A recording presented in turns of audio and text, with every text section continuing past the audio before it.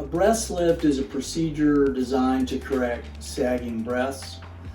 Sagging breasts can happen after pregnancy and breastfeeding, or it may just happen congenitally, meaning you have it from the time that you have breast development. There are different ways to lift the breasts. In general, the focus is on tightening the skin, meaning removing some skin, rearranging breast tissue, and possibly adding an implant. The goal of the breast is to create a natural, attractive breast which is no longer sagging.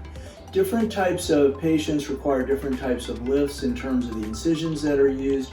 For people who have mild ptosis, which is the medical term for sagging, we may just do what's called a periareolar breast lift, where we're just going to make an incision around the nipple-areolar complex, remove a little bit of skin and tighten that up to get a nice non-sagging breast.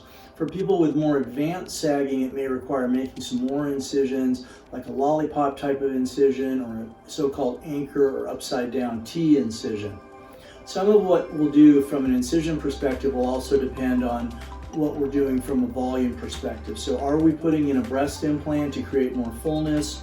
Are we dealing with a patient who has a lot of breast tissue where we can rearrange the breast tissue without using an implant to create fullness? Those are all questions that we review with patients at the time of consultation to determine what's going to work best for them.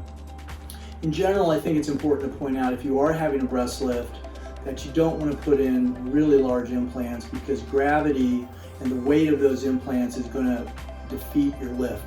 The other thing I would tell patients is, if you have a breast lift, it's important to wear good support after surgery to maintain that lift as long as possible, avoid sun damage as much as possible, and one of the newest things that we're doing for breast liftings, which is minimally invasive, is using the Renuvion device, which heats the collagen strands in the skin and under the skin to tighten the breast without making any large incisions.